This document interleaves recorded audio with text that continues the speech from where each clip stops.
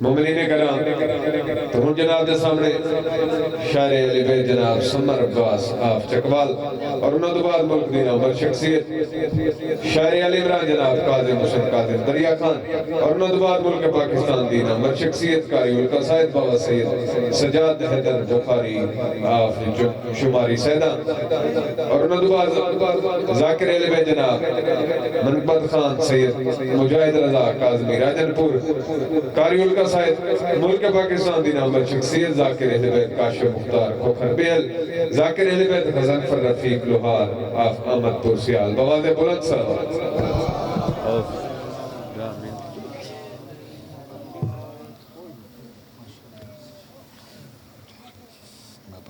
شکریہ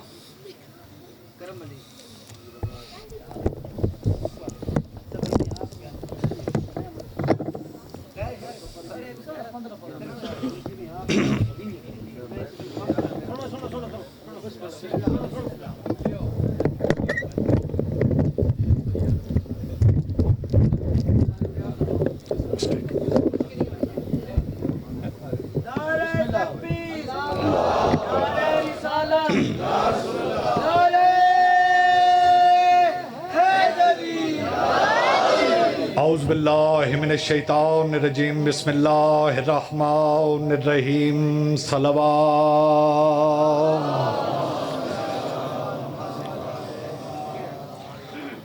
الحمدللہ الذی جعلنا من المتمسکین بولایت حضرت امیر المومنین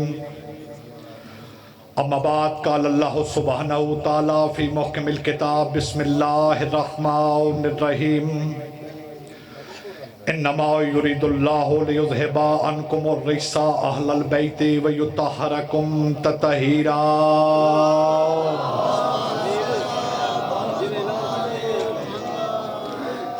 تمام حمد ہے اس خالق ذل حکیم مطلق کے لیے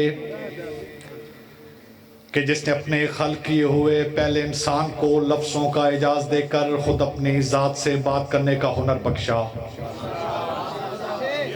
بڑی نوازش.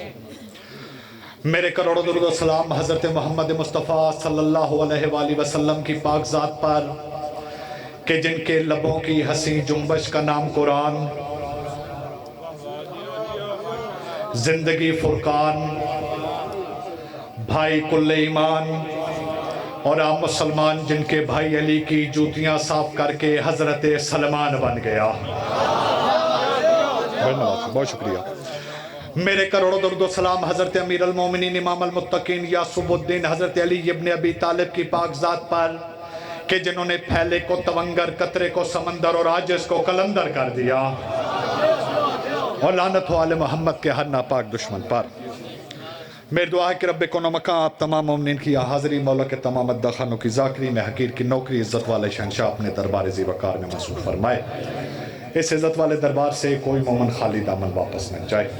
بانیان کا پرخلوص ہے تمام انسرام کو شوکاوش مالکن اپنے دربار میں منظور فرمائے.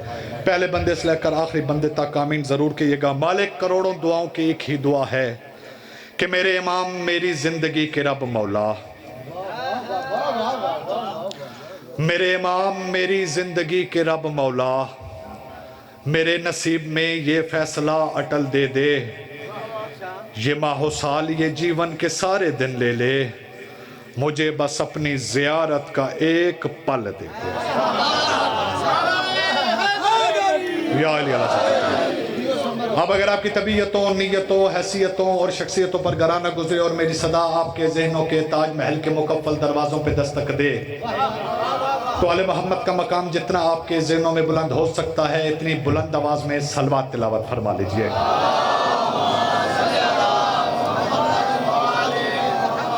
کیونکہ جب سے ملی درود کی بے ساکھیاں مجھے، بھائی جان، جب سے ملی درود کی بے ساکھیاں مجھے، دل سے پلے صراط کا خدشہ نکل گیا. ایک صلوات کر سمجھ کے نہیں بلکہ فرض سمجھ کے تلاوت فرما لیجئے.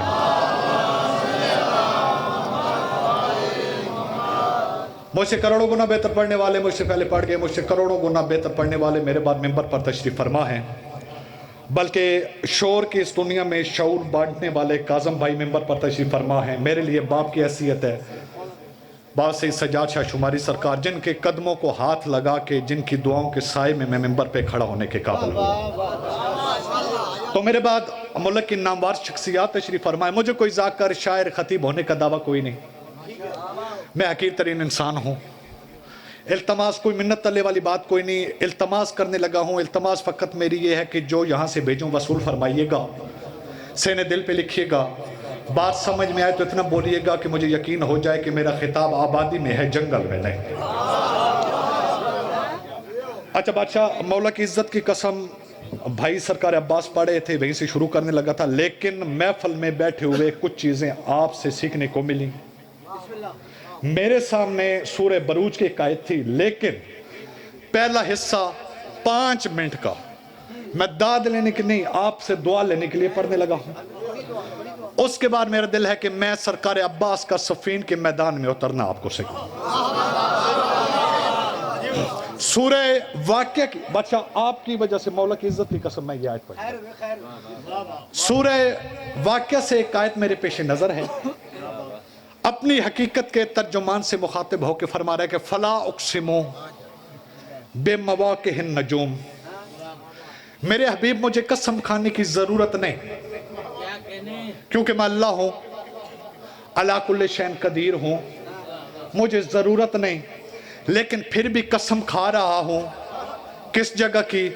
اس چوکھٹ کی جہاں پہ ستارے نازل ہوتے ہیں. میں توجہ کا طالب مجھے. ہر بندہ ہر بات کے لیے نہیں ہوتا, ہر بات ہر بندے کے لیے نہیں ہوتی. بھائی جان, ہر بندہ ذکر میں بول نہیں سکتا. ایک واقعہ ذہن میں آ گیا, بولتا وہی ہے جس کی زبان پر سیدہ کے بیٹوں کی مہر ہوتی ہے. وہ محسن نقوی صاحب فرماتے تھے کہ فشار قبر کو ایسا نڈھال کر دوں گا, میں مشکلات کا جینا محال کر دوں گا.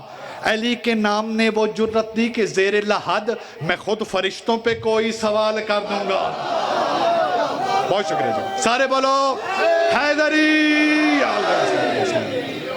تو میں اللہ قسم کھاتا نہیں, مگر کھانے لگا ہوں اس چوکھٹ کی جہاں پہ ستارے نازل ہوتے ہیں. اب بھائی جان, یہ آیت ہے, روایت نہیں. اور قرآن کلمیہ یہ ہے کہ ہر بندے کی سمجھ میں نہیں آتا. قرآن بھی اس بندے کی سمجھ میں آتا ہے جس کے سینے میں علی دھڑکتا ہو. اللہ نے کلام مجید میں 1 منٹ سے بھی کم وقت میں آپ کے سامنے نتیجہ رکھنے لگا ہوں. شعبان کا مہینہ ہے, انوار شعبان کا جشن ہے. سارے حضرات انوار شعبان پہ گفتگو کریں گے. میں سیدہ کی چوکھٹ سے گفتگو کا آغاز کرنے لگا ہوں. اللہ نے کلام مجید میں 82 مقامات پر قسمیں کھائی ہیں. کہیں علی کے گھوڑوں کی قسم, کہیں رسول کے زلفوں کی قسم. یہاں پہ حد کر دی سرکار, چوکھٹ کی قسم کھائی, مجھے ممبر کی عزت کی قسم. میں فکرانی عقیدہ آپ کے حوالے کرنے لگا ہوں. مخلوق جس کی قسمیں کھائے اسے اللہ کہتے ہیں, اللہ جس کی چوکھٹ کی قسم کھائے اسے بطول کہتے ہیں. بہت نوازے جی, یا علی علیہ السلام, بہت نوازے جی. مخلوق جس کی قسم کھائے اسے اللہ کہتے ہیں, اور اللہ جس کی چوکھٹ کی قسم کھائے اسے بطول کہتے ہیں. وقت میرے پاس انتہائی مختصر ہے جی, میں توجہ کا طالب ہوں جی. ممبر کی عزت کی قسم, سیدہ کی چوکھٹ کی برابری عرش نہیں کر سکتا. بہت جلدی دلیل دینا چاہتا ہوں جی. سیدہ کے دروازے کے نوکر کون کون سے ہیں جی؟ سلمان, ابو ذر, مقداد, کمبر. عرش پہ کون رہتا ہے؟ جبرائیل, میکائیل, اسرافیل, سلسائیل, فطرس وغیرہ. اب سوال یہ کرنا چاہتا ہوں, اتنے بڑے پنڈال میں, اتنے عظیم اجتماع میں کبھی آپ نے سنا ہو کہ سیدہ کے کسی نوکر نے عرش پہ جا کے روٹیاں مانگی ہوں؟ سیدہ کا کوئی نوکر عرش پہ گیا ہو کہ میں مسکین ہوں, غریب ہوں, مسافر ہوں, منبر کی عزت کی قسم جب بھی آیا وہاں سے ملک مکرم سیدہ کے دروازے پہ آیا، میں نے جبرائیل سے پوچھا جبرائیل تو سید الملائکہ ہے، تجھے بطول کے دروازے پہ ہو کیا جاتا ہے؟ مسکرانے لگا اور مسکرا کے کہنے لگا کہ جا زمانے کو بتا دے کہ جو بندہ بھی سیدہ کے دروازے پہ کمی بن کے آئے سید اسے سردار کر دیتے ہیں۔ بہت شکریہ جی، سیدوں سے سردار کر دیتے ہیں۔ کون سیدہ؟ محمد مصطفیٰ کی ہتھیلی پہ مقدر کی لکیر کا نام ہے زہرا۔ کون سیدہ کہ جس کی چوکھٹ پر عرش کے ملکوت کمی بن کر آنا اپنی معراج سمجھیں؟ کون سیدہ کہ جس کی دہلیز پر محمد کو شفا، فرشتوں کو غذا اور بندوں کو خدا ملتا ہو؟ اچھا بادشاہ یہیں سے ایک بات اور کرنا چاہتا ہوں جی، پڑھیے حدیث قصہ، منبر کی عزت کی قسم امام کی ضمانت ہے، بھائی جان تائید فرمائیے گا کہ جس جگہ پر حدیث قصہ پڑھی جاتی ہے وہاں پہ اگر کوئی مفلس ہو تو تنگدستی دور ہو جاتی ہے، بندہ بیمار ہو تو شفا یابی ہوتی ہے۔ اس کے ساتھ پوری ذمہ داری سے ایک اور فکر عرض کرنے لگا ہوں کہ ہر وہ جگہ جہاں پہ سرکار عباس یا حدیث قصہ پڑھی جائے وہاں امام زمانہ ضرور تشریف لاتے ہیں۔ تو میں نے پہلا فکرہ کہا ہے کہ جس دلیل سے محمد کو شفا ملتی ہے، اس میں ایک بات کر کے سرکار عباس کی طرف جانا چاہتا ہوں جی۔ پڑھیے حدیث قصہ، شہنشاہ انبیاء کے بدن میں ضعف محسوس ہوا، سرکار اب ضعف اور رسالت کا کوئی تعلق نہیں۔ میں توجہ چاہتا ہوں جی، ضعف میرا ماننا یہ ہے کہ علی بادشاہ کو ماننے والا انگوٹھا چھاپ ہو سکتا ہے، جاہل نہیں ہو سکتا۔ اور اپنے پیروں کے ذکر میں آہستہ وہ بولے کہ جس کے پیر نے 300 کی اونٹنی بلیک میں 800 کی رسول کو فروخت کی ہو۔ تو بادشاہ کے ذکر میں تھوڑا تھوڑا بولتے آئے کرو۔ ضعف اور رسالت کا سرکار جوڑ کوئی نہیں۔ اب ضعف تھا کیا؟ شاید بادشاہ میں اسی پہ بھی ممبر آپ کے حوالے کرتا، اگر بات سمجھ میں آگئی اور انہوں نے حق ادا کر دیا تو شاید میں سرکار عباس بھی نہ ٹھیک ہو گیا۔ سرکار مقصد میرے آنے کا پورا ہو گیا۔ ضعف اور پھر سنیے، ضعف اور رسالت کا کوئی جوڑ نہیں بھائی جان۔ اب ضعف تھا کیا؟ ضعف یہ تھا کہ آئے مباہلہ میں اللہ نے محمد مصطفیٰ سے کہا تھا کہ تم اپنے بیٹے لاؤ، وہ اپنے بیٹے لائیں۔ بادشاہ فکرہ کہنے لگا ہوں، ضعف یہ تھا کہ اس وقت محمد کے گھر میں جو تھے وہ محمد جیسے نہیں تھے،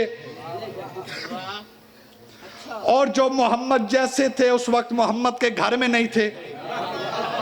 نہیں میں بھائی جان بات سمجھا کے کہتا ہوں، میں مثال کے ذریعے بات سمجھا، شاید میری بات سنوں سے گزر گئی جی۔ اگر کوئی بندہ اپنی کتابوں میں لکھے ہوئے واقعے کا انکار کر دے تو بندے کی بادشاہی ہے۔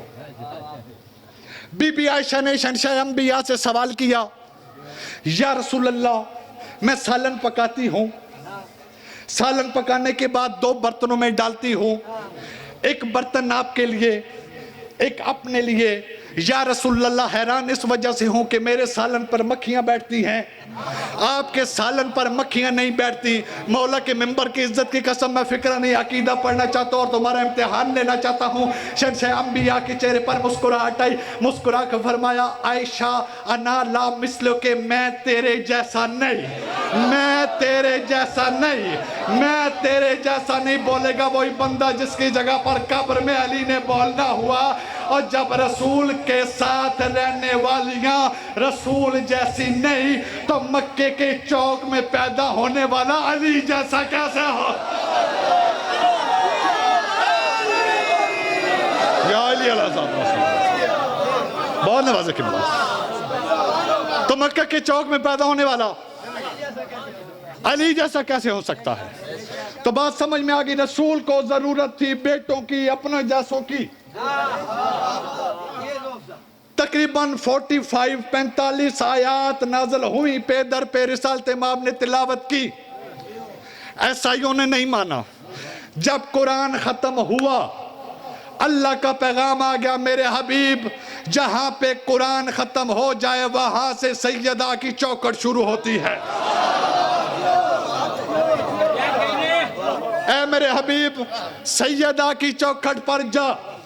اب عام طور پر آج کل مکثریت کا ماحول ہے، لوگ اعتراض کرتے ہیں علی سے بیٹے نہیں مانگنے چاہیے۔ میں پھر سرکار ایک فکرے میں نتیجہ دینے لگا ہوں کہ محمد مصطفیٰ کو بھی جب بیٹوں کی ضرورت ہو تو ملتے علی کے دروازے سے ہی ہے۔ بہت نوازے جی، یا علی علیہ السلام، یا علی علیہ السلام۔ بس مختصر کر دیا جی۔ آخری بات آپ کے اذہان کی نظر معذرت قبول فرمائیے گا، سرکار ایک اور بات ذہن میں آگے وہ بھی جلدی سے کرتا چاہتا۔ عام طور پر ہمارے کچھ برادران کا سوچ یہ ہے، تخیل یہ ہے کہ رسول کی 4 بیٹیاں، اللہ نے کلام مجید میں اِنَّا أَعْطَيْنَاكَ الْكَوْثَرَ کی صورت نازل فرمائی۔ ممبر کی عزت کی قسم پورے قرآن میں اللہ نے عطا کا لفظ ایک مرتبہ استعمال کیا، کوثر کا لفظ ایک مرتبہ استعمال کیا، ابتر کا لفظ ایک مرتبہ استعمال کیا۔ ایک ہوتی ہے کاظم بھائی جزا، ایک ہوتی ہے عطا۔ جزا کیا ہوتی ہے؟ برابری کی اجرت کو جزا کہتے ہیں۔ اور بندہ حق نہ رکھتا، توجہ جناب میری جانب رکھیے گا جی، مولا کی عزت کا واسطہ تھوڑی سی توجہ میری جانب رکھیے گا جی۔ ایک ہوتی ہے جزا، ایک ہوتی ہے عطا۔ جزا حق کے مطابق دینے کو کہتے ہیں جزا، حق سے زیادہ دینے کو کہتے ہیں عطا۔ اب مجھے نہیں پتا کون سا بندہ اس جملے کی مجھے داد دے گا۔ اللہ نے رسول کو نبوت عطا کی، یہ نہیں فرمایا کہ یہ عطا ہے۔ اللہ نے رسول کو رسالت عطا فرمائی، یہ نہیں فرمایا کہ عطا ہے۔ جیسے ہی بطول عطا ہوئی، اللہ نے کہا اِنَّا أَعْطَيْنَاكَ الْكَوْثَرَ، ہم نے تجھے بطول عطا کی۔ آخری فکرہ زحمت تمام بادشاہ جس تخیل کی جانب میں اس کاروان سفر کو لے کر جانا چاہتا تھا، وہاں پہ قبلہ تشریف فرمائی گئی جی۔ بسم اللہ جی۔ مختصر کر دیا میں نے آخری فکرہ آپ کی سماعتوں کی نظر ممبر سید کے حوالے۔ بطول ہے شہنشاہ انبیاء پہ، سیدہ ہے شہنشاہ انبیاء پہ عطا۔ سارے بولیے جی سرکار۔ سیدہ ہے شہنشاہ انبیاء پہ، سارے بولو گے تو میں آگے پڑھوں گا۔ سیدہ ہے شہنشاہ انبیاء پہ عطا۔ اب میں اینگل چینج کرنے لگا ہوں۔ 73 فرقے کا مفسر اس بات پر راضی ہے کہ اللہ نے محمد مصطفیٰ کے ہر فعل کو اپنا فعل کہا ہے۔ مثال کے طور پر سرکار انبیاء نے سرکار بیعت کے لیے ہاتھ بڑھایا، اللہ نے کہا یہ ہاتھ تیرا نہیں میرا ہے۔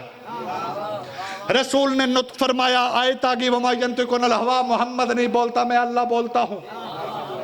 رسول کا ہر کام اللہ کا کام، رسول کا ہر کام اللہ کا کام۔ آخری فکرہ سماعتوں کی نظر ممبر میں سرکار کے حوالے کرنے لگا ہوں۔ ایک دن شہنشاہ انبیاء خطبہ دے رہے تھے، یا حسنین کی ماں کا پہلا قدم مسجد میں آیا۔